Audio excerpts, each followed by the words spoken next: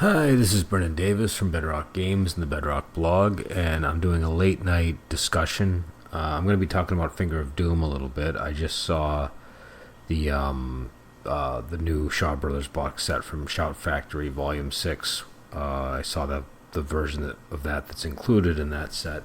I'm going to be doing a full review, which I'll have up hopefully. I don't know when. It depends on when the website puts it up, but I'll have a review up of it.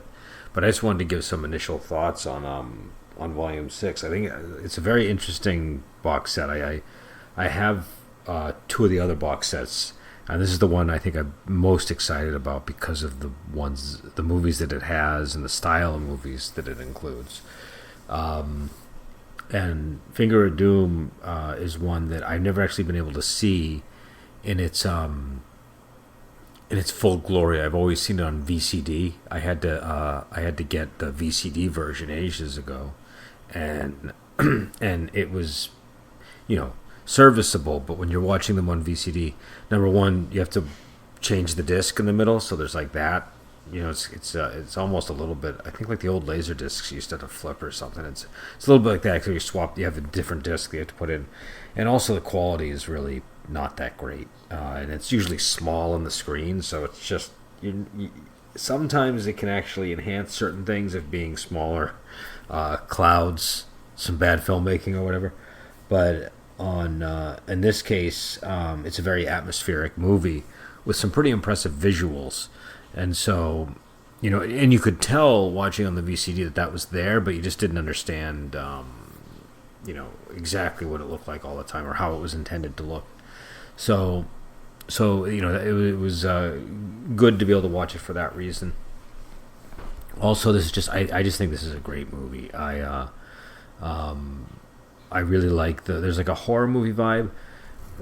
What's interesting is, and you see this in a lot of wuxia, but this is kind of like, I don't know, I feel like this is one of the ones that kind of like starts this. I don't know if that's accurate or not, but it feels like that to me, where there's a lot of characters that are, how can you put it? It's not like they're vampires and ghosts and stuff like that, but they have the demeanor of vampires and ghosts and zombies, and I think that really adds to the feel of the movie.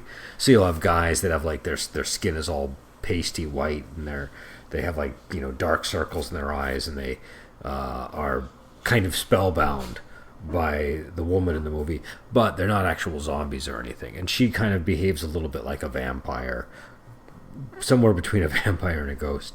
But she's not either of those things, and so I think that's pretty cool about this style of wuxia movie.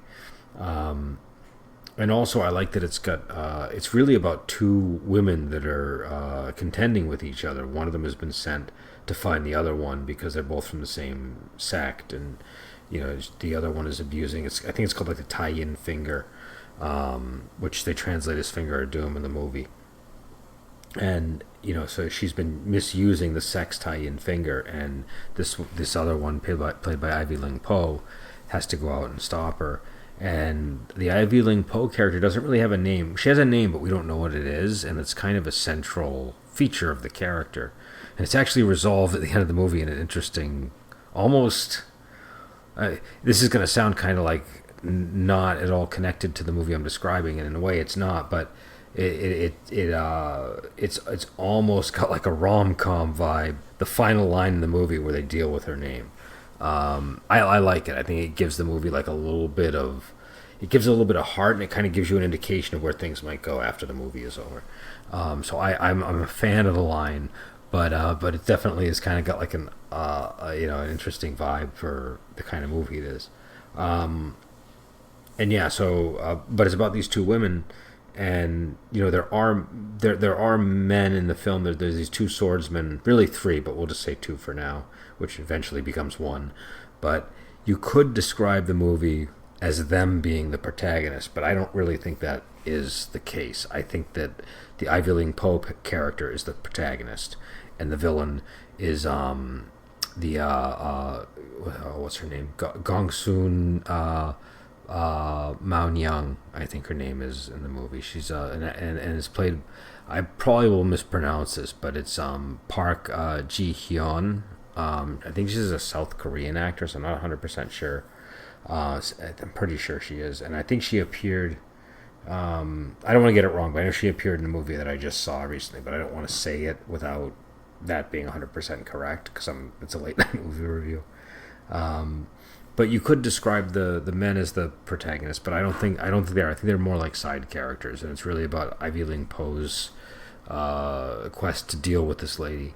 And also, it's a movie where, in a way, you kind of have two. It's really about two villains because I mean, the Ivy Ling Poe character she's a hero in the movie, but she's doing things that heroes don't do. She's sticking men in the back of the neck with these finger sleeves and then giving them a poison pill that enables her to control them. And they're basically her slaves. And most of the guys are all bad people, but the way she does that, the way she moves about in the world is very, very kind of villainous. She's not a bad person, but there's a villainous quality to her character. So yeah. So again, I'll have a review up. I'm also gonna have a review up of a Lady with a Sword. And when those go up, I'll let people know.